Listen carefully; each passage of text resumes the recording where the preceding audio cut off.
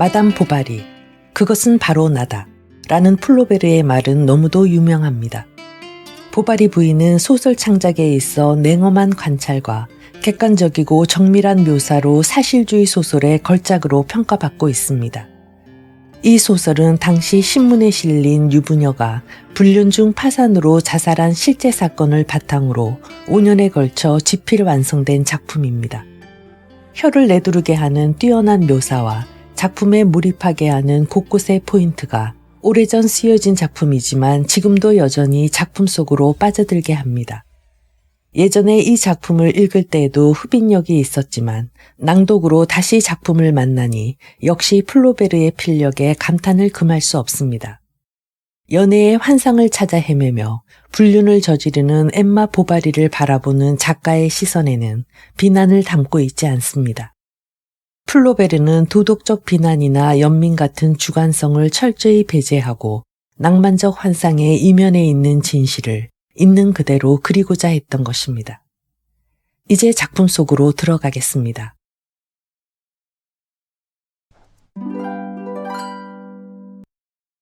제1부 1. 우리는 자습실에 모여 있었다.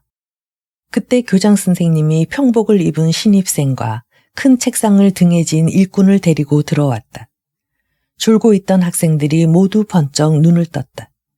그리고 공부를 하다가 갑자기 놀라기나 한 듯이 자리에서 벌떡 일어났다. 교장 선생님은 우리에게 자리에 앉으라고 손짓하고는 학습감독 선생님을 돌아보면서 작은 소리로 말했다. 로제 선생, 이 학생을 부탁합니다. 2학년 반에 넣는 것이 좋겠습니다. 넣어봐서 성적과 품행이 괜찮으면 그때 다시 나이에 맞는 상급반으로 올리면 되니까요. 문 뒤 구석진 곳에 서 있어 잘 보이지는 않았지만 그 신입생은 14살쯤 돼 보이는 시골 아이로 우리들의 누구보다도 키가 컸다. 마을 교회의 성가대원처럼 단발머리를 했으며 점잖게 있기는 했지만 몹시 멋쩍어 하고 있었다. 어깨는 벌어지지 않았지만 까만 단추가 달린 녹색 나사천 슈트가 왠지 거북해 보였고 늘 드러나는 빨간 손목이 소매 끝으로 내다 보이고 있었다. 멜빵으로 바싹 치켜 올린 누런 바지 밑으로는 파란 양말을 신은 발이 쑥 나와 있었으며 잘 닦지도 않은 징박은 구두를 신고 있었다. 학과 암송이 시작되었다. 그는 설교라도 듣는 것처럼 다리를 똑바로 하고 턱을 괴지도 않고 단정한 자세로 앉아 열심히 듣고 있었다. 2시 종이 울리자 자습교사는 그에게 다른 아이들과 함께 줄을 서라고 주의를 주어야 했다. 우리들은 교실에 들어갈 때 모자를 손에 들고 있는 것이 귀찮아서 마루에 집어던지는 버릇이 있었다. 문에 들어서기가 바쁘게 모자가 벽에 부딪혀 굉장한 먼지를 낼 만큼 의자 밑으로 힘껏 던지는 것이다. 그것은 멋진 방법이었다. 그런데 신입생은 이러한 습관을 깨닫지 못했는지 아니면 그대로 따라할 용기가 없었는지 기도가 끝난 뒤에도 모자를 무릎 위에 얌전히 올려놓고 있었다. 그것은 경기병 털모자, 창기병 모자, 중산 모자, 수달피 모자, 나이트캡 등 모든 모자의 요소를 다 볼 수 있는 뭐라 이름 지을 수 없는 잡탕식 모자였다.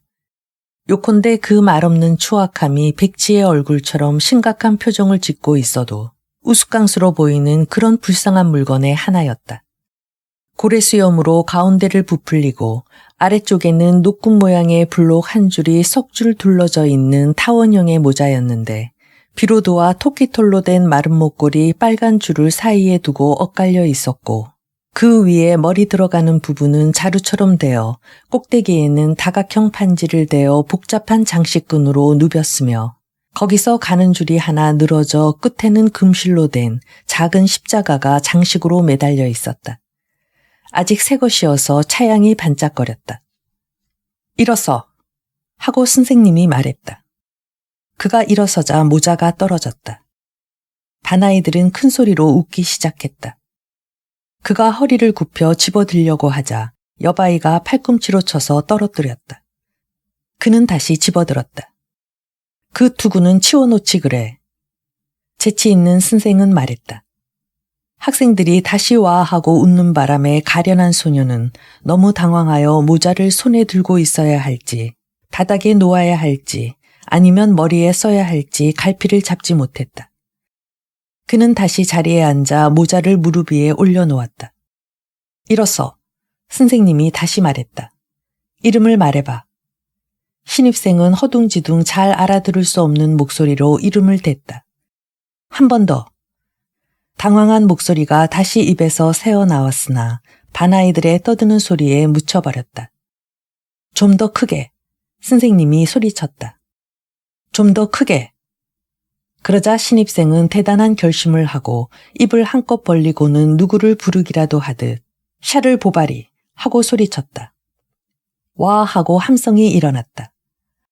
아이들은 모두 외치고 아우성치고 발을 구르며 샤를 보바리, 샤를 보바리 하고 되풀이했다.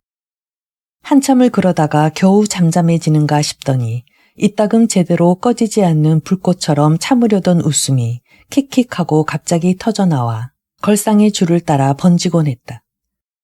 그러다가 선생님이 벌을 내리고 나서야 교실 안의 질서는 조금씩 회복되었다. 선생님은 마침내 샤를 보발이라는 이름을 알아듣고 그것을 다시 말하게 하고 철자법을 물은 다음 다시 한번 읽게 했다. 그리고 소년을 교단 옆 공부 못하는 아이들 자리에 앉으라고 했다. 그는 걸어 나가려다가 머뭇거렸다. 뭘 찾느냐? 선생님이 물었다. 제 모자. 신입생은 불안한 눈초리로 주저주저하면서 주위를 둘러보며 대답했다.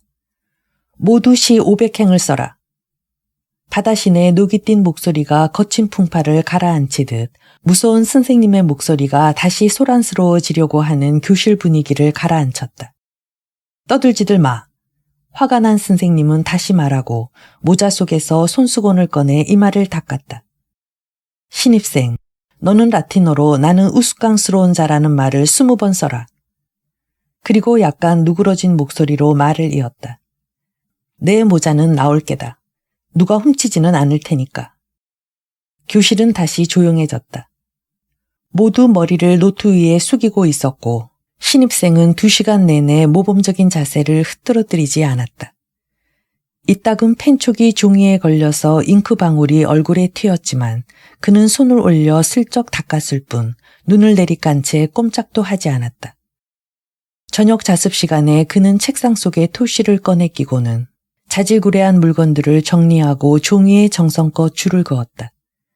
우리가 보기에 그는 사전을 하나하나 뒤져 단어를 찾아가면서 퍽 열심히 공부했다. 그가 보인 이 열성 때문이었는지 그는 하급반으로 떨어지지는 않았다. 그는 문법 규칙 같은 것을 그럭저럭 알고 있었으나 문장은 제대로 구사할 줄 몰랐다. 부모가 돈을 절약하기 위해 학령기가 지나도 학교에 보내지 않았기 때문에 라틴어는 마을의 신부한테서 배웠다고 했다. 그의 아버지 샤르드니 바르톨로메 보바리시는 위관급 군의간부를 지냈으며 1821년께 징병 사건에 관련되어 퇴직했다. 그는 타고난 풍채를 미끼로 그의 외모에 반한 어떤 메리아스 상인의 딸에게서 6만 프랑의 지창금을 손에 넣을 수 있었다. 그는 미남이었으나 허풍쟁이였다.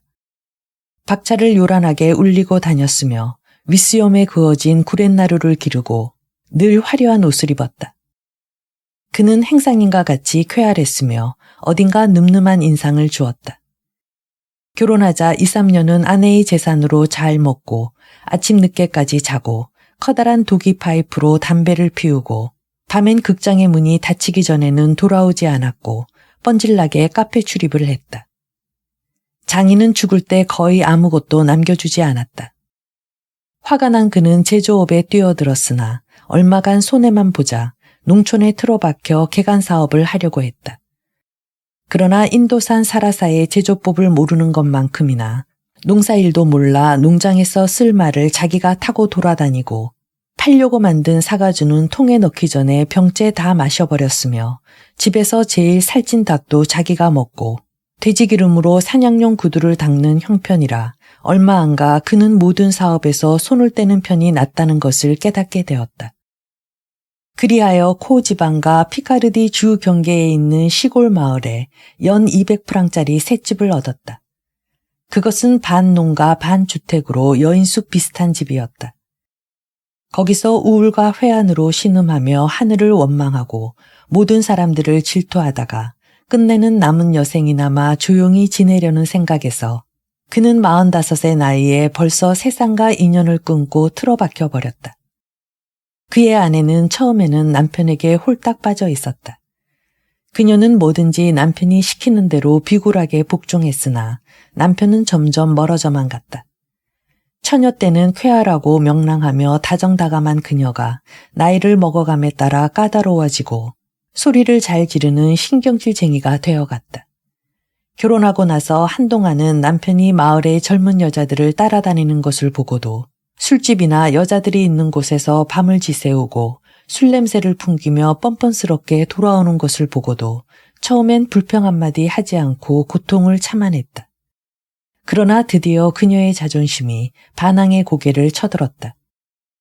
그녀는 죽을 때까지 무서운 분노를 묵묵히 가슴에 간직한 채 절대로 입을 열지 않게 되었다. 그녀는 끊임없이 일거리를 찾아서 쉬지 않고 뛰어다녔다. 소송 대리인과 재판장을 찾아가서 약속 어음의 지불 기한을 알아내고 그 기한을 연기받기도 했다.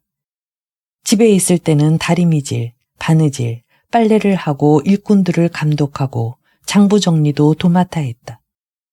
그런데 남편은 아무것도 모른다는 얼굴로 언제나 시무룩하게 졸고 있었으며 눈을 뜨면 의뢰 아내에게 언짢은 소리나 하고 그렇지 않으면 난로가 한 구석에 앉아 제 속에 침을 뱉으며 담배나 피우기 일쑤였다. 사내 아이가 태어나자 그녀는 아기를 시골에서 온 유모에게 맡기지 않을 수 없었다. 아이는 마치 왕자처럼 귀여움을 받았다. 어머니는 잼만 먹이고 아버지는 맨발로 뛰어다니게 했다. 아이의 아버지는 철학자나 된 것처럼 아이는 짐승 새끼처럼 벗고 다녀도 상관없다고까지 했다. 어머니의 생각과는 반대로 아버지의 머릿속에는 남성에 대한 이상이 있어서 거기에 따라 아이들을 기르려고 했다.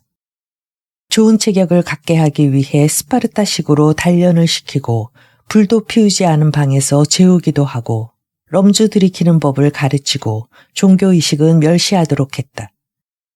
그러나 날 때부터 얌전한 아이에게는 아버지의 노력도 별로 효과가 없었다. 어머니는 그를 항상 옆에 바짝 붙여두었다. 마분지도 오려주고 이야기도 들려주고 우수에 찬 명랑함과 수다스러운 상냥함을 듬뿍 담은 끝없는 독백으로 이 아이를 이야기 상대로 삼았다. 고독하게 살던 그녀는 이 아이의 머릿속에 산산조각이 난 자기의 꿈을 몽땅 불어넣어 주려고 했다. 그녀는 아이가 성공할 것을 꿈꾸었다. 벌써 어른이 되어 잘생기고 재주가 있으며 토목계나 법조계에서 자리 잡은 모습을 상상했다. 읽는 법을 가르치고 집에 있는 낡은 피아노로 동요를 가르쳐 주기도 했다. 그러나 문예 따위엔 거의 관심이 없는 보바리 씨는 이런 것을 보고 쓸데없는 짓을 하지 말라고 말하는 것이었다. 이 애를 관립학교에 넣어 공무원을 만들거나 장사 미천을 대줄 여유가 있을 것 같은가. 남자란 그저 배짱만 있으면 이 세상에서 반드시 성공하는 거야 라는 말을 입에 달고 다녔다. 남편이 이럴 때마다 보바리 부인은 입술을 지그시 깨물었으며 부모들의 생각과는 상관없이 아이는 제멋대로 마을을 돌아다녔다. 그는 농부들을 따라다니고 흙덩이를 던져 까마귀를 쫓았다. 제방가에 열린 오디를 따먹고 긴 장대로 칠면조를 지켰으며 수학 때에는 건초를 말렸다. 또 천방지축으로 숲속을 뛰어다니고 비오는 날에는 교회 현관에서 돌차기를 했으며 명절에는 종지기에게 종을 치게 해달라고 부탁하여 종의 밧줄에 매달려 허공에서 흔들거리며 재밌어 하기도 했다. 그는 잘 자라는 떡갈나무처럼 자랐다. 팔힘도 세지고 얼굴빛도 좋아졌다. 12살이 되자 어머니의 소원대로 그는 공부를 할 수 있게 되었다. 그 일은 신부에게 맡겨졌다. 그러나 수업 시간이 짧고 게다가 어쩌다 생각나면 하는 시기여서 별로 도움이 되지 못했다. 신부가 한가할 때 세례나 장례식이 있을 때 의식을 진행하는 틈틈이 잠깐씩 하는 수업이었다. 그렇지 않으면 고백 기도가 끝난 다음 외출할 일이 없을 때 신부는 그를 부르러 사람을 보냈다.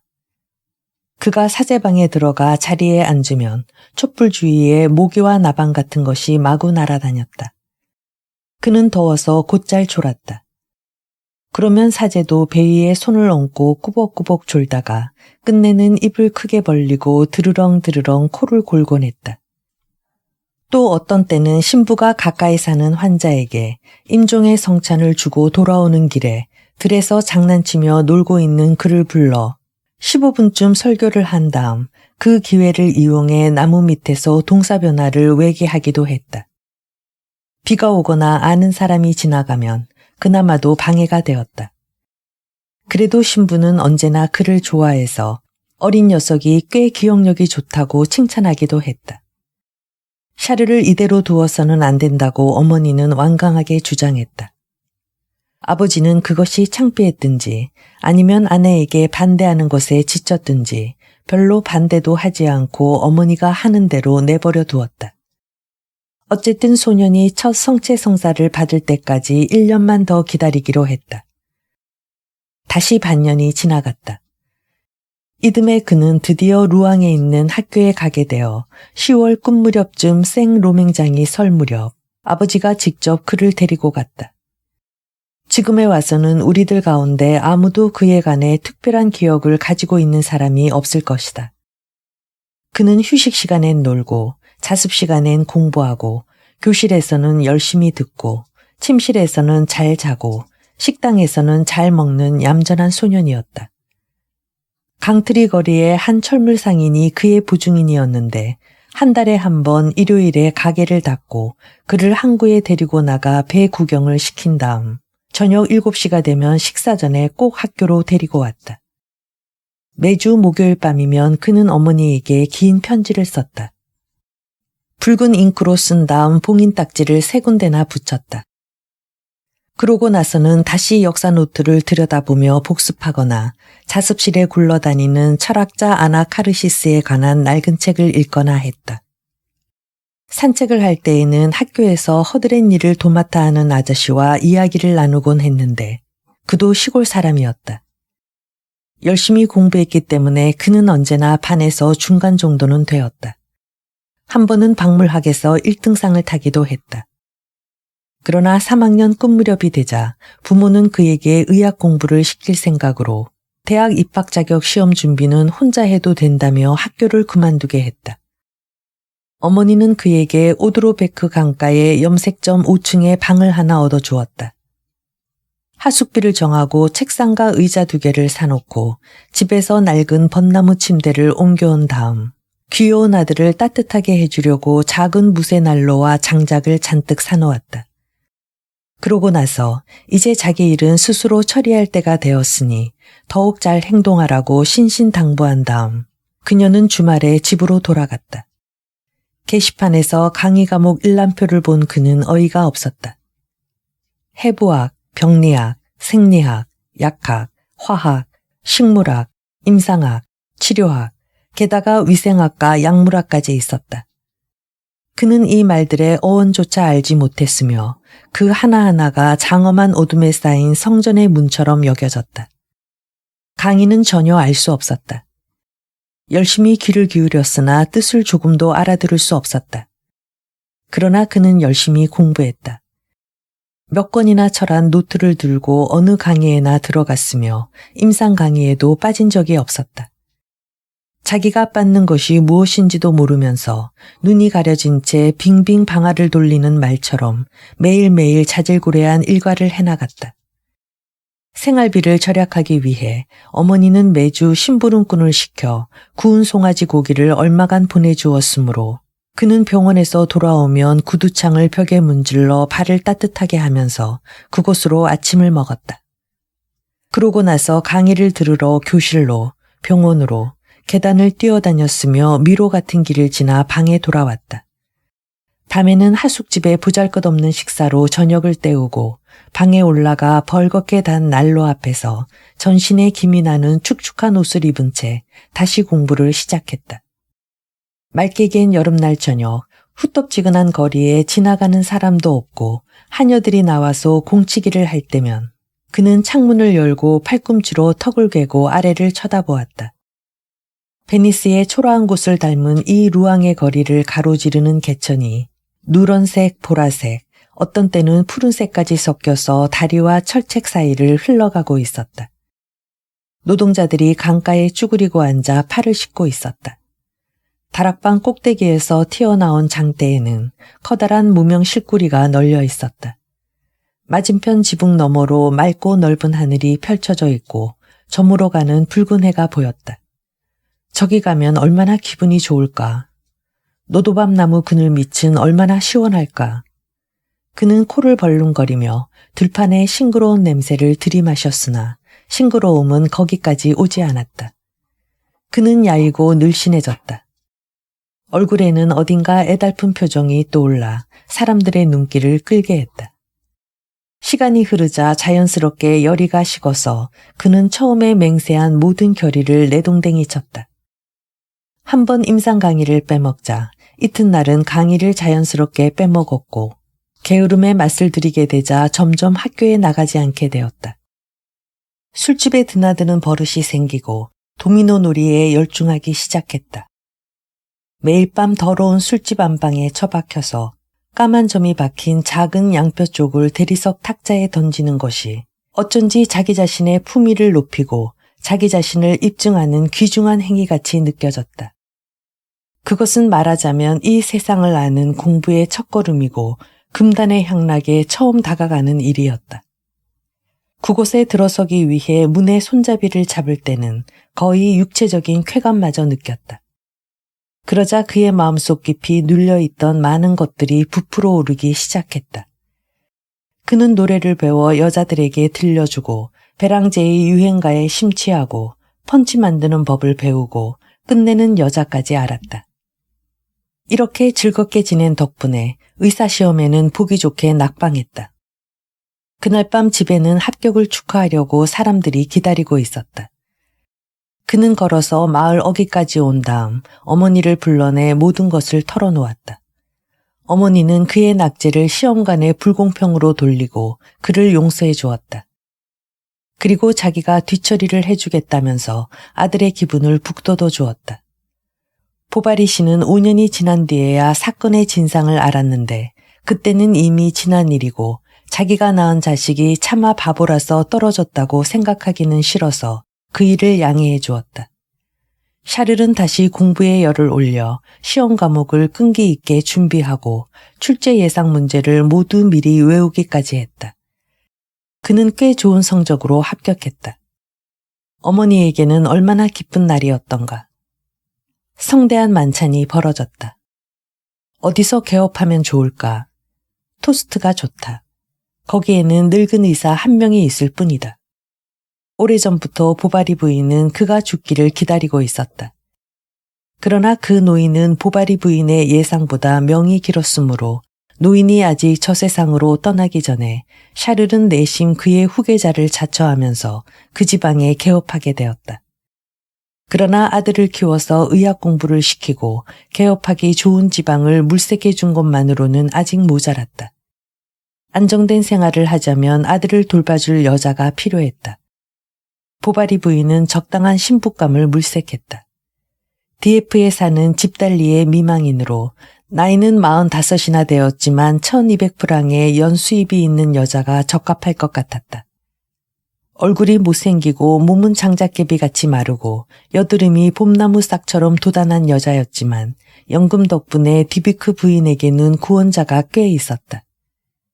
보바리 부인은 목적을 이루기 위해 구원할 마음이 있는 사람들을 모조리 물리치지 않으면 안 되었다. 신부의 지원을 받은 어느 돼지고기 식당 주인의 책동도 멋지게 맞고 그 의표를 찌르기도 했다. 샤를은 결혼하면 훨씬 좋은 상태가 될 줄 알았다.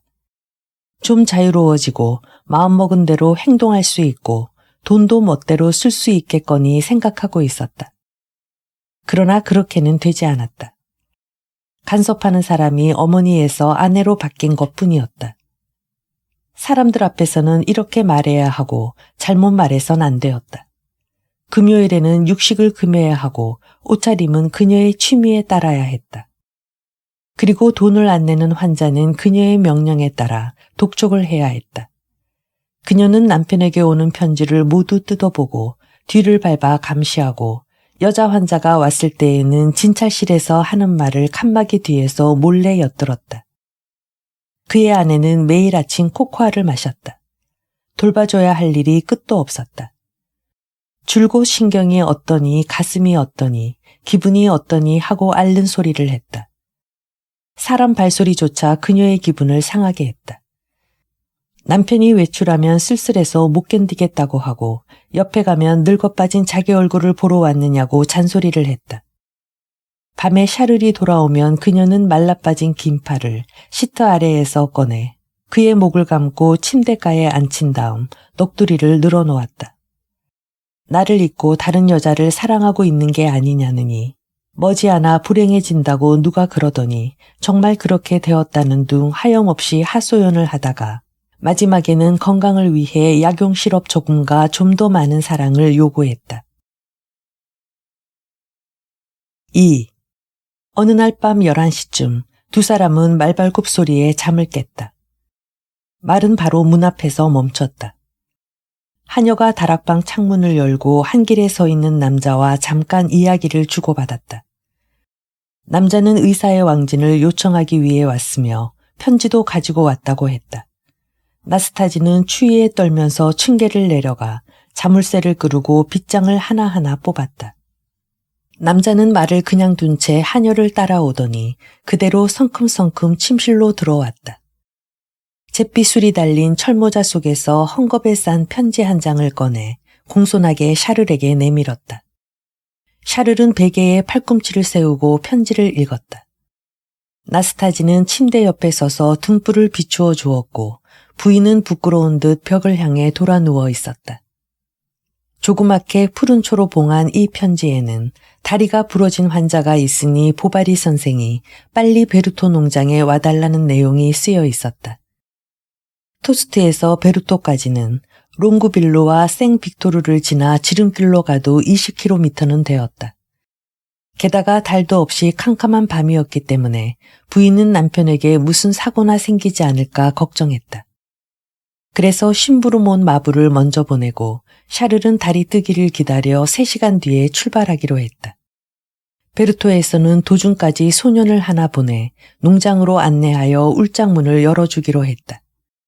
아침 4시쯤 샤를은 외투를 단단히 입고 베르토를 향해 떠났다. 아직 잠에서 덜 깬 샤를은 꾸벅꾸벅 졸면서 달리는 말에 몸을 맡기고 있었다. 논두렁 옆에 가시로 덮인 구덩이 앞에 말이 서자 샤를은 깜짝 놀라 눈을 뜨고 부러진 다리를 생각하며 알고 있는 골절상의 갖가지 경우를 머리에 그려보았다. 비는 그쳐 있었다. 날이 새기 시작하고 잎이 진 사과나무가지에 앉은 참새들은 차가운 아침바람에 조그만 깃털을 곤두세우면서 꼼짝도 하지 않았다. 벌판은 한없이 넓고 지평선 끝에서 하늘과 같은 색조로 녹아든 음침한 큰 땅에는 농가를 둘러싼 나무들이 검은 보라색으로 점점이 흩어져 있었다. 샤를은 졸다가 때때로 눈을 떴다. 그러나 아직 정신이 흐릿하여 저절로 잠이 밀려와 곧 다시 꿈을 꾸는 듯이 몽롱해졌다. 조금 전의 감각이 추억과 하나가 되어 자기 자신이 둘로 느껴졌다. 학생이기도 하고 아내를 가진 사람이기도 했으며 아까처럼 침대에 누워있는가 하면 옛날처럼 외과 수술실 안을 돌아다니고 있었다. 머릿속에서는 찜질약의 따뜻한 냄새가 아침 이슬의 상큼한 향기에 섞여 들어왔다. 병원 침대의 커튼고리가 쇠막대기 위에서 미끄러지는 소리에 섞여 잠든 아내의 숨소리가 들리는 것 같기도 했다. 부하 송빌루에 들어섰을 때 도랑가 풀위에 앉아있는 소년이 보였다. 선생님이세요? 하고 소년이 물었다. 샤를의 대답을 듣기가 무섭게 그는 남학신을 벗어들고 앞장서서 달리기 시작했다. 의사는 가는 도중 안내하는 소년의 말로 루올이라는 사람은 이 근처에서 가장 부유한 농부라는 것을 알았다. 그는 어젯밤 이웃으로 12.1절 전야제 모임에 나갔다가 돌아오는 도중에 다리를 다쳤다고 했다. 부인은 2년 전에 죽고 지금은 가사를 돌보는 딸과 단둘이 살고 있었다. 수레바퀴 자국이 깊어졌다. 베르토에 가까이 온 것이다. 소녀는 생 울타리 구멍으로 미끄러지듯 들어가더니 곧 다시 마당에 나타나 문을 열어주었다. 말이 젖은 풀에 미끄러졌다. 샤를은 나뭇가지 밑을 지날 때 몸을 구부렸다. 계집에서 개가 쇠줄을 당기며 지저댔다. 베르토 농장에 들어선 말은 기겁을 하고 뛰어올랐다. 훌륭한 농장이었다. 열린 무늬로 마구간에서 튼튼한 경장용 말이 꼴시렁에서 조용히 꼴을 먹고 있는 것이 보였다. 건물을 따라 늘어서 있는 큰 퇴비 더미에서 김이 무럭무럭 솟아오르고 있었다. 닭은 칠면조와 섞여서 코 지방에 사치스러운 공작 5마리가 모이를 쪼아먹고 있었다. 양 우리는 길게 뻗어 있고 벽이 손바닥처럼 매끈매끈한 곡물 창고가 높이 솟아 있었다.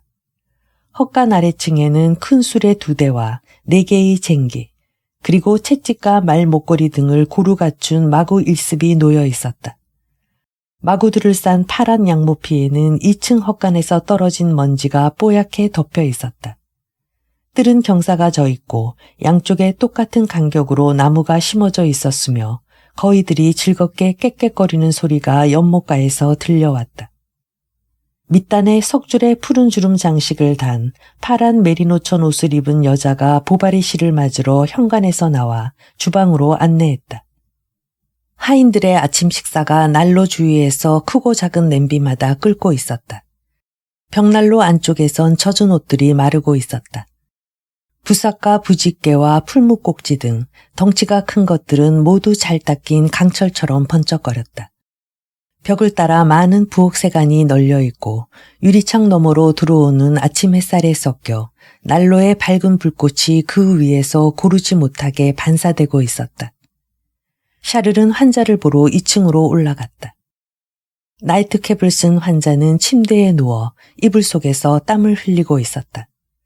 50쯤 돼 보이는 뚱뚱하고 땅딸막한 남자였는데 살빛이 희고 이마가 벗겨졌으며 눈은 푸른색이었다. 옆 의자 위에는 큰 브랜디 주전자가 놓여 있었는데 기운을 내기 위해 가끔 부어 마시고 있었다. 그러나 의사를 한번 보자 흥분했던 마음이 금방 가라앉아 벌써 12시간이나 뱉어내던 욕설이 갑자기 힘없는 신음소리로 바뀌었다. 골절은 아무 병발증도 없이 매우 단순한 것이었다. 샤를은 이처럼 간단한 상처일 줄은 몰랐다. 그는 자기 선생님들의 불상자의 침대 옆에서 하던 일들이 생각나서 여러 가지 재미있는 말로 환자의 기운을 돋우어 주었다. 그것은 메스에 바르는 기름과 같은 것으로 외과적인 애무라고 할 수 있다. 그리고 환부에 될 부목을 만들기 위해 헛간에서 널빤지 다발을 가져오게 했다. 샤를은 그 가운데 하나를 골라 가늘게 쪼개어 유리 조각으로 문질렀다. 그동안 하녀는 헝겊을 잘라 붕대를 만들었고 엠마는 조그마한 받침을 만들기 시작했다. 그녀가 얼른 반지꼬리를 찾아오지 못하자 아버지는 신경질을 냈다. 그녀는 아무 말도 하지 않았다. 그리고 바느질을 하다가 손가락이 찔리면 입으로 가져가서 빨았다. 샤를은 그녀의 손톱이 너무나 흰데 놀랐다. 끝이 가는 손톱은 윤이 나고 디에프산 상하세공보다 곱게 다듬어져 끝이 뾰족하게 깎여 있었다. 그러나 손은 그다지 아름다운 편이 아니었다. 아주 희지도 않았고 손마디가 다소 거칠거칠했다. 게다가 좀 지나치게 긴 편이어서 선의 부드러움이 없었다. 그녀의 눈은 몹시 매혹적이었다. 눈빛은 갈색이었으나 속눈썹 때문에 검게 보였다. 그 눈은 천진하고 겁없이 사람의 눈을 똑바로 쳐다보았다. 치료가 끝나자 루올 씨는 의사에게 간단한 욕이라도 하시라고 권했다. 샤를은 아래층의 방으로 내려갔다. 식기와 은잔 2벌이 작은 테이블 위에 놓여 있었다. 테이블은 터키 사람이 그려진 인도 사라사를 친 뚜껑 달린 침대 발치에 놓여 있었다. 창문을 마주보는 높다란 떡갈나무 옷장에서는 방충제 이리스 향로에 섞인 습한 시트 냄새가 났다. 방 구석구석에 밀가루 부대가 놓여 있었다. 그것들은 돌층계 샘만 올라가면 있는 곡물창고에서 넘쳐나온 것이었다.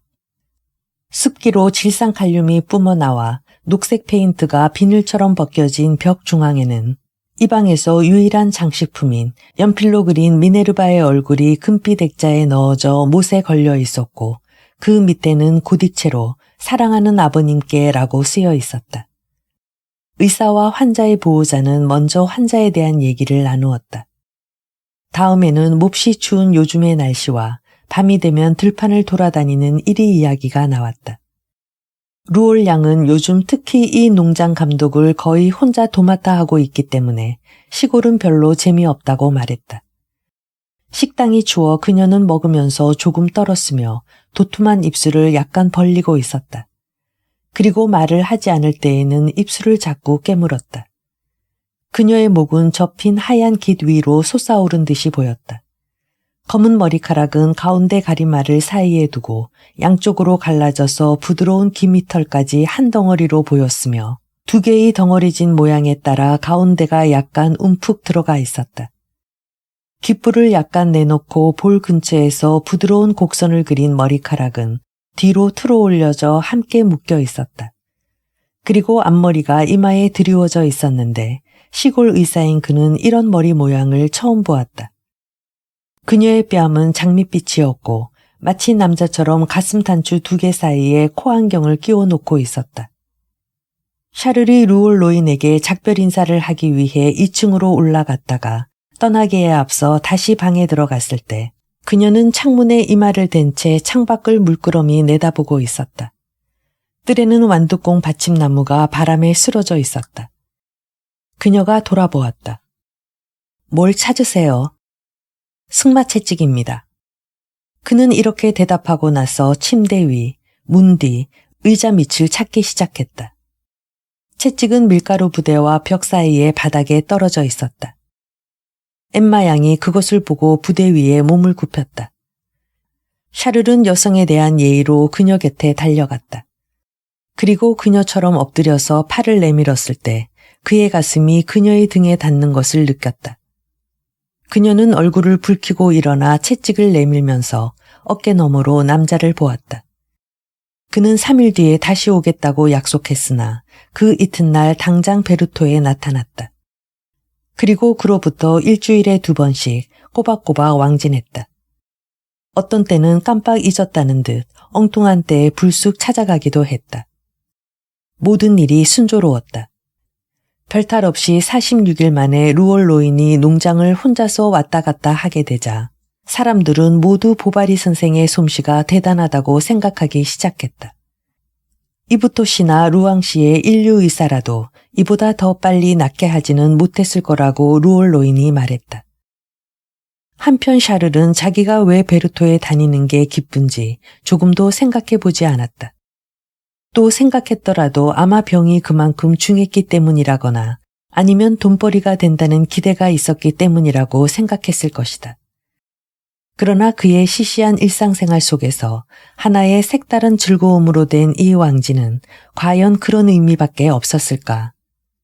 왕진하는 날은 아침 일찍 일어나 바로 문 앞에서부터 말을 급히 달리게 했고 서둘러 말에서 내리면 풀의 구두를 문지르고 안에 들어갈 때는 검은 장갑을 꼈다. 그 집 뜰에 들어갈 때 문을 어깨로 미는 느낌이 즐거웠다. 담 위에서 수탉이 울고 하인들이 그를 맞으러 나오는 것도 기뻤다. 곡식 창고와 마구간도 좋았고 나의 은인이라고 부르며 그의 손바닥을 때리듯이 잡아주는 루올 로인도 좋았다. 깨끗이 닦은 부엌바닥을 걸어다니는 엠마 양의 작은 나막신 소리를 듣는 것도 즐거웠다. 나막신은 굽이 높아 그녀의 키가 어느 정도 커 보였다. 그녀가 그의 앞에 서서 걸어갈 때 성급하게 옮겨지는 그녀의 나막신 바닥은 반장화의 가죽바닥과는 달리 메마른 소리가 났다. 그녀는 언제나 현관의 첫 돌계단에 서서 그를 전송했다. 말이 아직 나와 있지 않을 때는 한참 동안 가만히 서 있었다. 작별 인사는 벌써 끝났기 때문에 더 이상 할 말이 없었다. 세찬 바람이 그녀의 몸을 휘감아 목덜미에 잔머리를 날리고 허리깨에 앞치마끈이 팔락팔락 가는 깃발처럼 흔들리며 꼬일 때도 있었다. 어느 날 눈이 녹기 시작할 때였다. 뜰에서는 나무 껍질이 물방울을 떨어뜨리고 지붕의 눈이 줄줄 녹아내리고 있었다. 엠마는 문턱에 서 있다가 양산을 들고 나와 펼쳐들었다. 각도에 따라 색깔이 달라지는 비단 양산을 투과한 햇빛이 하얀 그녀의 얼굴에 밝은 음영을 드리웠다. 양산 밑에서 그녀는 화사하게 미소 지었다. 팽팽한 나뭇결 무늬의 양산천에 물방울이 뚝뚝 떨어지는 소리가 들렸다. 처음 샤를이 베르토에 다니기 시작했을 무렵에는 젊은 보바리 부인은 잊지 않고 환자의 용태를 묻고 그녀가 적는 복식장부의 루올시를 위해 한 페이지를 비워놓기까지 했다. 그러나 그에게 딸이 하나 있다는 사실을 알고 난 다음부터는 사방으로 알아보기 시작했다. 그 결과 루올 양은 위르 실린 누파 수녀원에서 이른바 훌륭한 교육을 받았고 춤과 지리와 미술을 잘했으며 장식용 벽걸이도 짤 줄 알고 피아노도 칠 줄 안다는 것을 알았다. 이젠 더 내버려 둘 수 없었다. 거기 갈 때 그렇게 싱글벙글한 건 그 때문이었구나. 비가 오는 것도 상관 않고 새 조끼를 입고 가는 것도. 아니, 그녀는 본능적으로 그 여자를 증오하기 시작했다. 처음에는 말을 비꼬면서 화풀이를 했으나 샤를에게는 통하지 않았다. 그 다음에는 이야기 도중에 자기가 생각해낸 문구를 집어넣었으나 남편은 폭풍우가 두려워 들은 채 만체했다. 결국 그녀는 노골적으로 들이댔는데 그렇게 되자 샤를은 대답할 말이 없었다. 루올 씨는 벌써 다 나았고 또 아직 집을 날짜는 멀었는데 자꾸 베르토에 가는 이유는 뭐죠? 거기 훌륭한 사람이 있어서 그러시죠? 말 상대도 되고 수도 잘 놓고 교양도 있는 그 여자가 필요한 거죠. 당신은 도회지 여자가 필요한 거죠. 그리고 다시 말을 이었다. 루올의 딸이 도회지 여자라고요. 왜 이래요? 그 집 할아버지는 양직이었다고요. 그리고 사촌 한 사람은 언젠 끝에 사람을 몹시 때려 중재 재판을 받을 뻔한 일까지 있었고요. 주제넘게 사치나 부리고 백작 부인처럼 일요일에는 비단옷을 차려입고 성당에 나와봐야 아무 소용없어요. 자기 아버지는 작년에 채소 씨앗이 안 팔렸더라면 연체이자도 못 갚았다고요. 끝없이 이어지는 아내의 잔소리 때문에 샤를은 베르토에 가는 것을 그만두었다. 엘로이즈는 애정을 폭발시켜 정신없이 흐느끼고 키스를 퍼부은 다음 다시는 가지 않겠다고 기도서에 손을 얹고 맹세하게 했다. 샤를은 시키는 대로 했다. 그러나 대담한 욕망은 행동의 무기력에 반항했다. 이렇게 그 처녀와 못 만나게 하는 것은 자기에게 사랑할 권리를 준 거나 같다고 일종의 순진한 위선으로 그는 생각했다. 게다가 과부였던 마누라는 빼빼 말랐고 뻐드렁니였으며 1년 내내 두르고 있는 조그만 검은 목도리의 끝은 항상 두 어깨뼈 사이에 늘어져 있었다. 딱딱한 몸뚱이는 칼집에 든 칼처럼 옷에 쌓여 있었다. 그나마 그 옷은 너무 짧아서 큰 구두에 단 리본이 쥐색 양말 위에서 교차되어 있는 것이 복사뼈와 함께 드러나 보였다. 샤를의 어머니는 때때로 그들이 사는 곳에 왔으나 2, 3일만 지나면 며느리의 칼날이 시어머니의 칼날을 날카롭게 가는 것처럼 느껴졌다. 그러면 시어머니와 며느리 두 사람은 마치 두 개의 칼날처럼 쉴 새 없이 샤르를 난도질했다. 그렇게 먹어대는 것은 잘못이라느니 왜 아무 손님한테나 술을 내놓느냐느니 프란넬 옷을 입지 않는 것은 무슨 고집이냐느니 하면서 사사건건 서로 걸고 넘어졌다. 그런데 이른 봄 디비크 미망인의 재산을 관리하는 앵그빌르의 공중인이 어느 맑게 갠날 위탁금 전부를 가지고 도망쳐버렸다. 엘로이즈는 아직도 6,000프랑의 선박 주식 말고도 생프랑스와 거리에 집을 한 채 가지고는 있었다. 그런데 결혼 전에 그토록 떠들어댔던 이 재산 가운데 집에 들여온 것은 불과 몇 벌 안 되는 옷과 가구류 뿐이었다. 사실을 분명히 하지 않으면 안 되었다. DF에 있는 집은 벌써 뼈대까지 담보라는 벌레가 먹고 있다는 것을 이제야 알았다. 그녀가 공중인에게 얼마를 맡겼는지는 전혀 알 수 없었고 선박 주식도 3,000프랑이 넘지 않았다. 그렇다면 이 여자는 거짓말을 해온 것이다. 보바리 영감은 화가 치밀어 의자를 바닥에 내려치면서 없는 이만도 못한 그런 마구를 달고 있는 말라빠진 말에게 얽매이게 하여 소중한 아들을 불행하게 만든 것은 너라고 아내를 무섭게 나무랐다. 그리고 그들은 같이 토스트로 갔다. 해명이 오가고 한바탕 싸움이 벌어졌다. 엘로이즈는 눈물을 흘리면서 남편의 무릎에 매달려 부모님께 잘 말해달라고 애원했다. 양치는 화가 나서 돌아가 버렸다. 그러나 타격이 컸다. 일주일이 지난 어느 날 그녀는 뜰에서 빨래를 널다가 갑자기 피를 토했다. 그리고 다음 날 샤를이 커튼을 치려고 돌아서 있을 때 어떻게 한다 하고 그녀는 한숨을 쉰 다음 정신을 잃었다. 샤를이 그녀에게 다가갔을 때는 이미 죽어 있었다. 이 얼마나 어이없는 일인가. 장례식이 끝나고 샤를은 집에 돌아왔다. 아래층에는 아무도 없었다. 2층에 올라갔다. 침실에 들어가서 아내 옷이 아직 침대 발치에 벽에 걸려 있는 것을 보았다. 그는 책상에 기대 어두워질 때까지 괴로운 생각에 잠겼다. 어쨌거나 아내는 그를 사랑하고 있었다.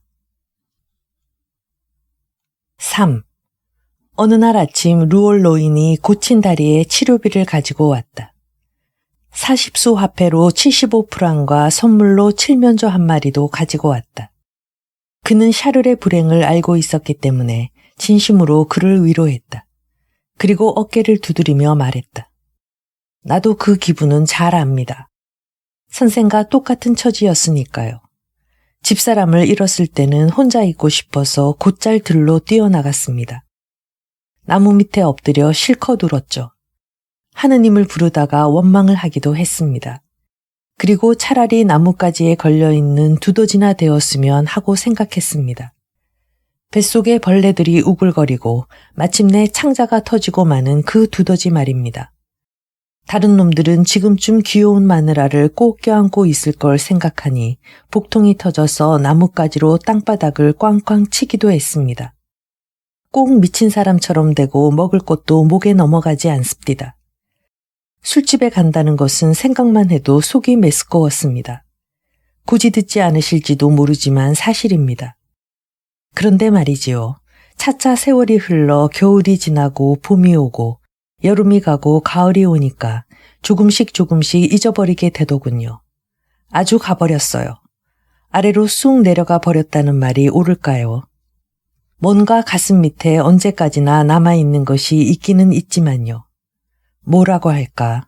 묵직한 것이 이 마음속의 말입니다. 하지만 이게 인간 모두의 운명이지요. 그것 때문에 약해져선 안 됩니다. 다른 사람이 죽었다고 나도 죽어야지 하는 마음을 먹어서는 안 됩니다. 용기를 내세요, 보바리 선생. 곧 다 지나가고 맙니다. 저희 집에 놀러 좀 오십시오. 딸년이 곧잘 선생님 얘기를 합니다. 선생님은 나 같은 건 벌써 잊으셨나 봐 하고 말입니다. 이제 얼마 안 있으면 봄입니다. 기분도 풀 겸 들에 나가서 토끼 사냥이라도 하십시오. 내가 안내하지요. 샤를은 노인의 충고에 따랐다. 다시 베르토에 가보니 모든 것이 5달 전 그대로였다. 배나무에는 벌써 꽃이 피고 루올 노인은 이제 일어나서 정정하게 일을 하고 있었다. 그것이 농장에 활기를 주었다. 슬픔에 잠긴 의사를 될 수 있는 대로 위로해 주는 것이 자기의 의무라고 생각한 노인은 모자를 벗지 말라고 말리기도 하고 마치 병자에게라도 하듯 작은 소리로 속삭이기도 했다. 그리고 좀 더 가벼운 음식, 이를테면 작은 항아리에 든 크림이라든가 설탕을 놓고 짠 배 같은 음식을 특별히 장만하지 않았다고 화를 내는 신용까지 해보였다. 그리고 좌석에 흥을 돋우기 위해 여러 가지 재미있는 이야기를 들려주었다. 샤를도 따라서 웃음을 터뜨렸다.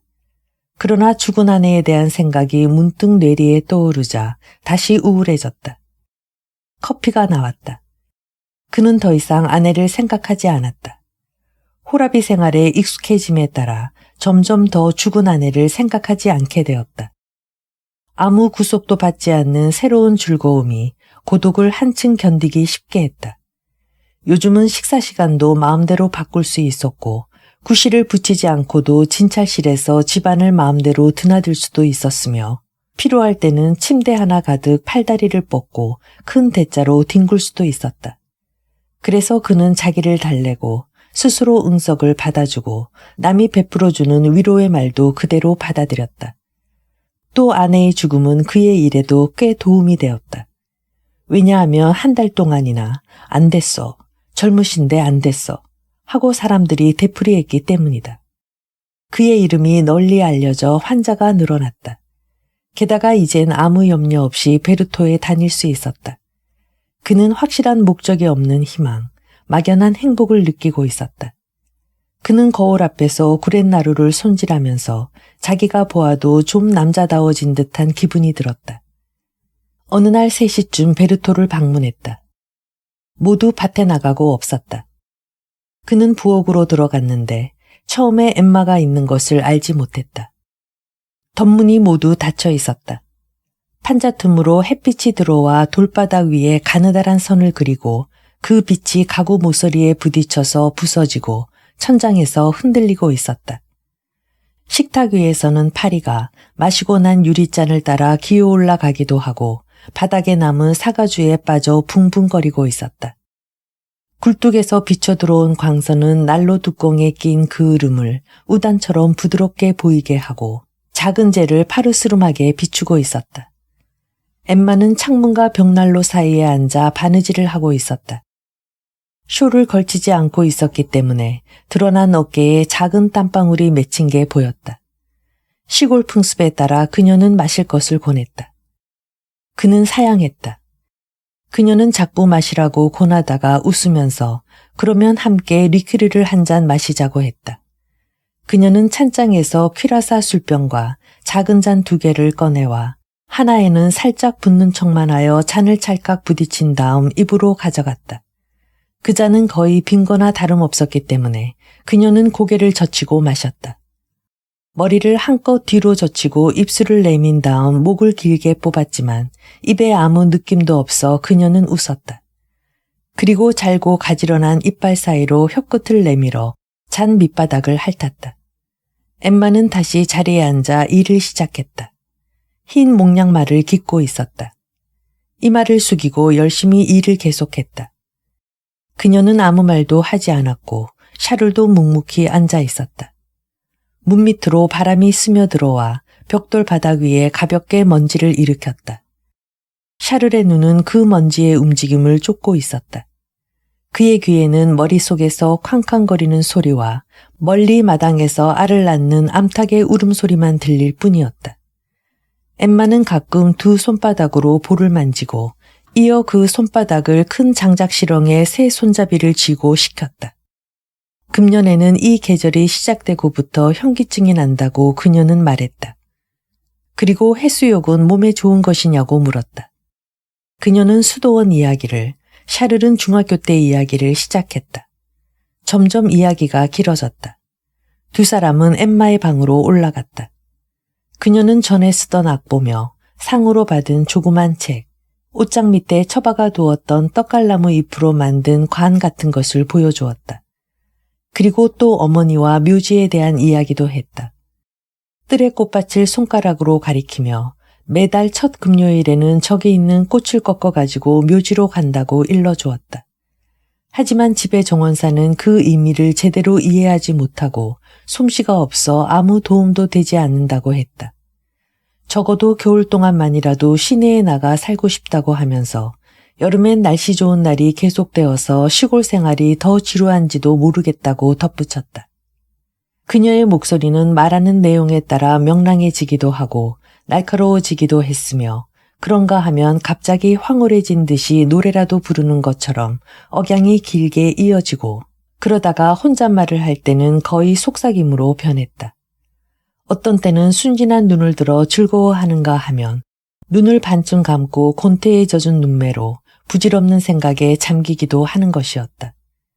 저녁 때 집으로 돌아오는 길에 샤를은 그녀가 한 말을 하나하나 되새겨 보았다. 그 말을 되새기고 의미가 부족한 것은 보충하면서 그와 알기 전에 그녀의 생활을 마음속에 그려보려고 했다. 그러나 처음 만났을 때의 엠마의 모습과 방금 헤어진 그녀의 모습밖에는 아무것도 떠오르지 않았다. 그리고 그는 마음속으로 자기에게 물었다. 앞으로 그녀는 어떻게 될까? 결혼할까? 결혼한다면 누구와? 아, 루올 씨는 대단한 부자인 것 같고 게다가 그 여자는 저렇게 아름답다. 샤를의 눈에 엠마의 얼굴이 끊임없이 떠오르고 팽이의 윙윙거리는 소리 같은 단조로운 울림이 귀에 울렸다. 그러면 너와 결혼하면 어때? 너와 결혼하면 되잖아. 그날 밤 그는 잠을 이루지 못했다. 목이 메었고 자꾸만 갈증이 났다. 그는 주전자에 물을 마시고 창문을 열었다. 하늘에는 별이 가득했다. 따뜻한 바람이 불고 멀리서 개 짖는 소리가 들렸다. 그는 베르토 쪽을 바라보았다. 어쨌든 미칠 것은 없다고 생각한 샤를은 기회만 있으면 청혼해 보리라 결심했다. 그러나 기회가 올 때마다 적당한 말이 생각나지 않아 입을 열 수가 없었다. 루올 로인의 입장으로서는 딸을 시집 보낼 기회가 생긴다면 싫어할 이유가 없었다. 딸은 집에 있어도 별로 도움이 되지 않았다. 노인은 농사일을 시키기에는 딸이 너무 영리하다고 생각하여 관대히 봐주고 있었다. 농사는 하늘의 저주를 받은 직업이라고 그는 생각했다. 그 증거로 백만장자가 된 농민은 한 사람도 없다. 노인은 농사로 재산을 늘리기는커녕 해마다 손해만 보아왔다. 그는 시장에서의 거래에 능란하고 장사에는 빈틈없었으나 반면에 진짜 농사일은 잘 해내지 못했다. 손을 주머니에서 꺼내기 싫어하고 도수 높은 사가주, 슬쩍 구운 양의 다리고기, 잘 섞은 브랜디 커피를 좋아했다. 영국에서 하는 식으로 요리를 늘어놓은 작은 테이블을 밀고 오게 하여 부엌난로 옆에서 혼자 식사했다. 샤를이 딸 옆에 가기만 하면 얼굴을 붉히는 것을 보고 가까운 날에 결혼을 신청할 것이 틀림없다고 본 루올 로이는 미리 모든 일을 빈틈없이 생각해 보았다. 샤를이 원하던 사익감은 아니었다. 그러나 소문에 의하면 품행이 단정하고 철학가이고 교육도 많이 받았다고 하며 지창금 때문에 시끄럽게 굴 것 같지도 않았다. 게다가 루올 로이는 석수장애에게는 잔뜩 빚을 지고 있었으며 마구상에도 적지 않은 빚이 있었고 또 포도 앞잡기에 굴대도 바꾸어야 하기 때문에 그의 땅 가운데 22에이커를 팔지 않으면 안 될 형편이었다. 딸을 달라면 주자. 그는 혼잣말을 했다. 생미셀 축제일 때 샤를은 베르토에서 사흘 동안 묵었다. 마지막 날도 그 전의 날들과 마찬가지로 우물쭈물하면서 조금씩 미루는 동안에 지나가 버렸다. 노인은 그를 전송하러 나왔다. 우묵한 길을 걸어 나와 거의 헤어질 때가 되었다. 샤를은 생 울타리가 구부러진 곳에 가면 말하리라 결심했다. 그러나 망설이다가 그것도 지나버렸을 때 그는 루올 씨, 잠깐 드릴 말씀이 있는데요. 하고 중얼거렸다. 두 사람은 걸음을 멈추었다. 샤를은 어떻게 말을 꺼내야 할지 엄두가 나지 않아 입을 다물어 버렸다. 상관없으니까 말씀하세요. 내가 아무것도 모르는 줄 아십니까? 노인은 빙그레 웃으며 말했다. 루올 씨. 샤를은 더듬거렸다. 나로선 분에 넘칩니다. 농부는 말을 이었다. 그 아이도 물론 나와 똑같은 생각이겠지만 그래도 한번 물어봐야죠. 어쨌든 오늘은 그냥 돌아가십시오. 나도 집으로 돌아갈 테니까요. 오늘은 되돌아오시지 않는 게 좋습니다. 다른 사람의 눈도 있으니까. 그리고 그 애도 다시 당신을 보면 깜짝 놀라 무척 흥분할 겁니다. 하지만 궁금하실 테니까 딸이 좋다고 하면 내가 창문 덧문을 활짝 열어 벽에다 내려놓지요. 생 울타리 너머로 보면 집 뒤쪽으로 그게 보입니다. 그리고 노인은 멀어졌다. 샤를은 말을 나무에 메었다. 그리고 혼자 오솔길로 달려가서 기다렸다. 단시간이 지났다. 그는 자기 시계를 들여다보며 다시 19분을 더 세었다. 갑자기 벽에 뭔가 쾅 하고 부딪히는 소리가 났다. 덧문이 열려있고 아직도 쇠고리가 흔들거리고 있었다. 이튿날 9시 그는 벌써 농장에 와 있었다. 그가 들어가니 엠마는 태연한 채 하려고 약간 웃는 듯 했지만 역시 얼굴을 붉혔다. 루올로이는 앞으로의 사위를 안고 키스했다. 금전상의 여러 가지 결정은 뒤로 미루기로 했다. 어차피 체면상 결혼식은 샤를이 상을 벗은 다음, 즉 내년 봄이나 되어야 가능하니까 서두를 필요는 없었다. 기다리는 동안에 겨울이 지나갔다. 루올 양은 시집갈 준비에 바빴다. 일부는 루앙에 주문하고 속옷이랑 나이트캡은 빌려온 디자인 책을 보고 그녀가 직접 만들었다. 샤를이 농장에 찾아오면 노인과 그는 결혼 준비에 관해 의논했고 만찬은 어느 방에서 할 것인가, 음식은 얼마나 차리고 수프 다음에는 무슨 요리를 낼까 하는 것까지 생각했다. 엠마는 한밤중에 촛불을 켜고 결혼식을 올리기를 바랐다. 노인은 그런 생각을 이해하지 못했다. 그래서 결국 43명의 손님이 와서 16시간 내내 식탁에 붙어 앉아 있고 그 다음 날도 또 그 다음 날도 그것이 되풀이되는 혼례가 되었다. 4. 손님들은 아침 일찍 마차를 타고 몰려왔다. 한필이 끄는 포장마차, 의자 달린 이름마차, 포장 없는 구식마차, 가죽 커튼이 달린 유람마차 등 가지각색이었다. 가까운 동네에 사는 젊은이들은 집마차를 타고 왔다. 덜컥거리며 달리기 때문에 떨어지지 않으려고 횡목을 붙잡고 한 줄로 늘어서 있었다. 고데르빌르, 노르망빌르, 카니같이 40km나 떨어진 곳에서 오는 사람들도 있었다. 양쪽 친척들은 모조리 초대되었고 사이가 좋지 않던 친구들은 이 기회에 화해하고 오랫동안 만나지 못한 친지들한테도 편지가 갔다. 이따금 생울타리 밖에서 말채찍 소리가 들려오면 곧 문이 열리면서 마차가 들어왔다. 마차는 현관 돌층계 밑까지 단숨에 달려와서 뚝 멈추고 손님을 토해냈다. 그들은 모두 무릎을 문지르거나 기지개를 켜면서 마차의 앞뒤 양옆에서 뛰어내렸다. 부인들은 모자를 쓰고 도시에서 유행하는 옷을 입고 금시계줄을 늘어뜨리고 케이프 자락을 엇바꾸어 뒷목덜미가 나오게 등에서 핀으로 찌르고 있었다. 아버지와 같은 옷을 입은 사내 아이들은 새로 해입은 옷이 무척 거북해 보였다. 이날 처음으로 장화를 신은 아이도 적지 않았다. 그들 곁에는 이날을 위해 첫 영성체 미사 때 입었던 흰옷을 길이만 늘여서 입은 15 나는 계집애들도 있었다. 남자아이의 사촌 누이거나 아니면 친누이이리라. 상기된 얼굴로 멍하니 서서 머리엔 번쩍번쩍하게 장미 향료 기름을 바르고 장갑을 더럽힐까봐 몹시 걱정하는 것 같았다. 타고 온 마차에서 말을 떼는데 마부들의 손이 모자라 남자 손님들이 소매를 걷어붙이고 손수했다. 제각기 사회적 신분에 맞춘 듯 연미복, 프로코트, 양복 윗돌이, 조끼 같은 것을 입고 있었다. 온 집안의 존경을 받으며 의식을 치를 때 말고는 옷장에서 꺼내는 일이 없는 자랑스러운 연미복. 깃이 둥글고 긴 옷단이 바람에 펄럭이고 자루 같은 주머니가 달린 프로코트.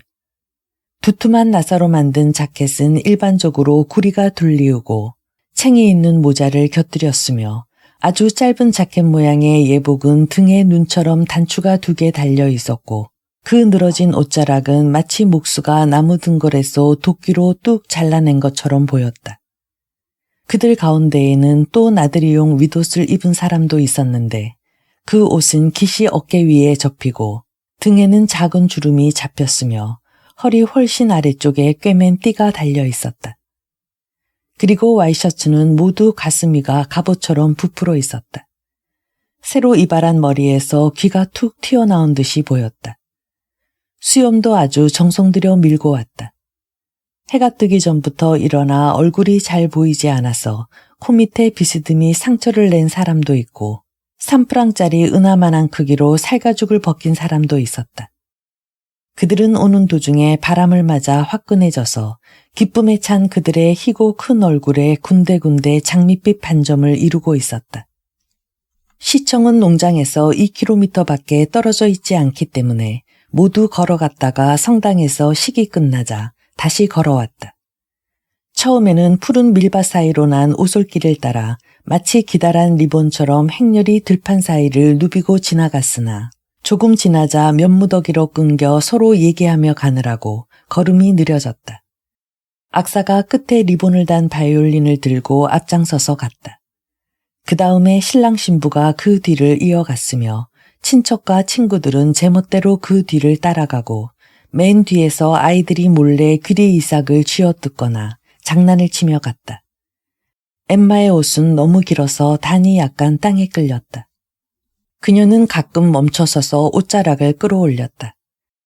그리고 장갑 낀 손끝으로 옷에 붙은 풀이며 엉겅퀴에 작은 가시를 살짝 뜯어냈다. 그동안 샤를은 무료하게 기다리고 있었다. 루올로이는 새 실크 모자를 쓰고 손끝까지 내려오는 긴 연미복을 입었으며 신랑의 어머니와 팔짱을 끼고 걸었다. 보바리 영감은 거기 모인 모든 사람들을 경멸하고 있었기 때문에 군대식 단추가 한 줄 달린 프로코트를 입고 왔다. 그리고 금발의 한 젊은 시골 여자에게 술집에서 접대부에게 하듯이 찬사를 늘어놓았다.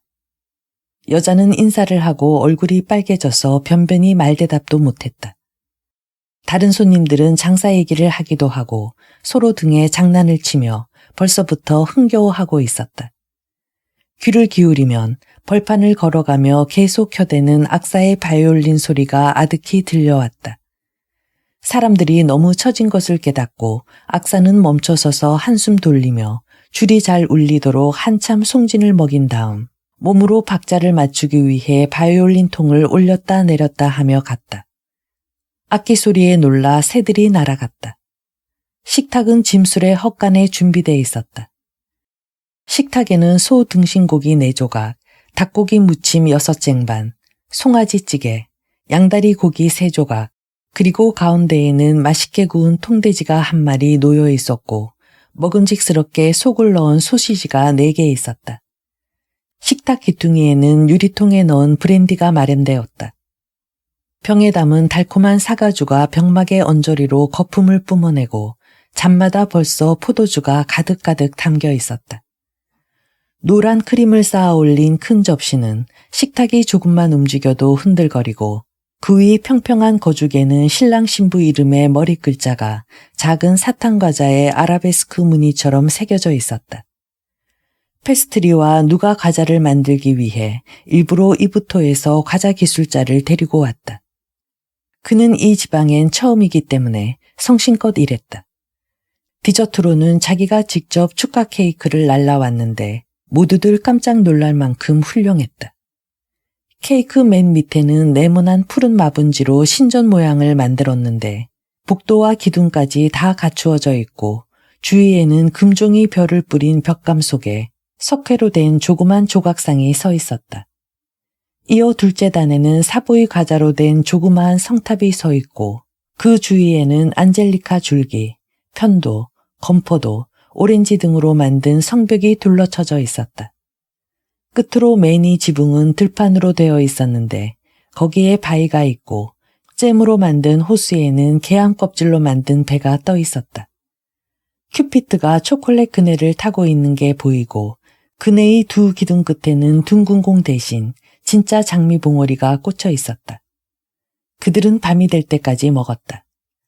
앉아있기에 지치면 뜰에 나가 거닐기도 하고 헛간에서 코르크 병막의 놀이를 하다가 다시 식당에 돌아왔다.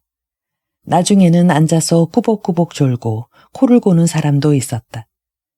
그러나 커피가 나오자 다시 흥이 나서 노래를 부르기도 하고 팔씨름을 하기도 하고 저울추를 가져와서 엄지손가락에 걸고 힘내기를 하고 진마차를 어깨로 들어올리기도 하고 또 상스러운 농담도 하다가 여자들을 덥석 껴안기도 했다. 이윽고 돌아갈 때가 되자 길이로 배가 불룩해진 말들은 수레체 사이에 들어가기도 힘들었다. 견디다 못한 말들은 뒷발질을 하고 앞발을 들고 벌떡 서기도 했다. 마구가 부서지고 주인은 고래고래 소리 지르고 욕을 하다가 웃음을 터뜨리기도 했다. 이리하여 한밤내 달빛이 휘황한 이 언저리 길 여기저기에는 빨리 달리다 시궁창에 빠지고 쌓아놓은 자갈을 뛰어넘고 방천 비탈에 매달리다시피 하여 달리는 마차가 몇 대나 있었고 그때마다 말고삐를 잡으려고 마차 문 밖으로 몸을 내미는 여자들이 법석을 떨었다. 베르토에 남은 사람들은 부엌에서 밤새도록 마셨다. 아이들은 의자 밑에서 잠이 들었다. 신부는 결혼식 때의 관습인 여러 가지 장난을 못하게 해달라고 아버지에게 단단히 부탁해 놓았다. 그런데 결혼 선물로 넙치를 2마리 가지고 온 생선 장수인 친척 한 사람이 입에 물을 머금어 열쇠구멍으로 뿜어넣기 시작했다. 그때 마침 루올로인이 와서 사위는 지체 높은 사람이니까 그런 무례한 짓을 해서는 안 된다고 말렸다. 그러나 그 남자는 좀처럼 말을 들으려 하지 않다가 마음속으로 루올로인이 뻐긴다고 아니 곱게 생각하면서 손님 대여섯이 몰려있는 구석자리로 갔다. 이들도 역시 식탁에서 공교롭게도 몇 번이나 질긴 고기만 먹게 되어 냉대받았다고 생각하고 있었기 때문에 이 집 영감의 흉을 보면서 쫄딱 망해버렸으면 좋겠다고 말했다. 어머니 보바리 부인은 종일 입을 꾹 다물고 있었다. 그녀는 신부의 화장에 대해서나 잔치 순서에 대해서 자기와 한마디도 의논하지 않은 것이 못마땅했다. 그녀는 일찌감치 물러가서 자버렸다. 남편은 그녀의 뒤를 따라 들어가지 않고 생빅토르까지 여성년을 사러 보내 밤새도록 그것을 피우면서 앵두주를 섞은 럼주를 마셨다. 이 마을 사람들은 이런 혼합주를 알지 못했기 때문에 늙은 보바리 씨는 한층 경의를 표해야 될 사람으로 보였다. 샤를은 장난을 좋아하는 사람이 아니었기 때문에 피로연에서도 별로 두드러지지 않았다. 뻑뻑한 수프가 나올 때까지 사람들이 던진 농담이며 신소리며 야유며 외설스런 놀림에도 지극히 얼빠진 대답만 했다. 그런데 이튿날이 되니 지금까지와는 딴 사람이 된 것 같았다. 어제까지 처녀였던 것은 오히려 샤를이고 신부는 무엇 하나 변한 느낌을 주지 않았다. 짓궂은 녀석들도 어떻게 대해야 할지 몰랐으며 그녀가 옆을 지나가면 신경을 곤두세워 살펴보곤 했다. 그러나 샤를은 노골적인 태도로 그녀를 마누라라 부르고 말을 놓았으며 그녀가 보이지 않으면 모두에게 물어 이곳저곳으로 찾아다녔다. 그리고 가끔 그녀를 마당으로 데리고 나갔다. 그는 아내의 허리를 안고 그녀의 몸에 자기 몸을 반쯤 기대다시피 하면서 아내의 우옷 깃장식에 머리를 묶고 나무 사이를 언제까지나 걸어 다녔다. 결혼식을 치르고 이틀 뒤 부부는 떠났다. 샤를은 환자가 있어서 그 이상 집을 비워둘 수가 없었다. 루올로이는 마차로 2사람을 보내고 자기도 바송빌르까지 따라갔다. 거기서 딸에게 작별 키스를 하고 마차에서 내려 되돌아갔다. 노인은 100걸음쯤 가다가 멈춰서서 마차가 점점 멀어지고 바퀴가 먼지 속에서 빙빙 도는 것을 보고는 후 한숨을 쉬었다. 그리고 자기가 결혼했을 때의 일, 젊었을 때의 일, 아내가 처음으로 임신했을 때의 일을 생각했다. 신부를 처음으로 친정에서 데려오던 날, 아내를 말 뒤에 태우고 눈이를 달렸을 때는 그도 즐거웠다. 마침 크리스마스 때여서 들판은 온통 눈으로 덮여 있었다. 아내는 한쪽 팔로 그에게 매달리고 한쪽 팔로는 바구니를 끼고 있었다. 코 지방 특유의 부인 모자에 달린 긴 레이스 리본이 바람에 날려 때때로 그의 입에 부딪혔다. 그가 고개를 돌리면 어깨 바로 뒤에 모자의 책 밑에서 조용히 웃고 있는 아내의 자그마한 장밋빛 얼굴이 있었다. 손가락이 시리면 그녀는 가끔 그의 가슴에 손을 넣었다. 모두 아득한 옛날 일이었다. 그때 낳은 아들이 죽지 않았으면 지금 30이다. 루올로이는 뒤를 돌아보았다. 길에는 아무것도 보이지 않았다. 그는 빈집처럼 쓸쓸한 기분을 느꼈다. 큰 잔치의 술 기운으로 멍해진 머리에 우울한 생각이 그리운 추억과 뒤섞였다. 문득 성당 쪽으로 돌아가 보고 싶은 충동을 느꼈다. 그러나 성당을 보면 더 슬퍼질 것 같아 곧장 집으로 향했다. 샤를 부부는 6시쯤 토스트에 도착했다. 이웃 사람들이 단골 의사의 새색시를 보려고 창가에 몰렸다. 나이 먹은 하녀가 나와서 인사하고 저녁 식사 준비가 아직 안 되었다고 사과하면서 기다리는 동안 아시는 집안을 한번 돌아보라고 권했다.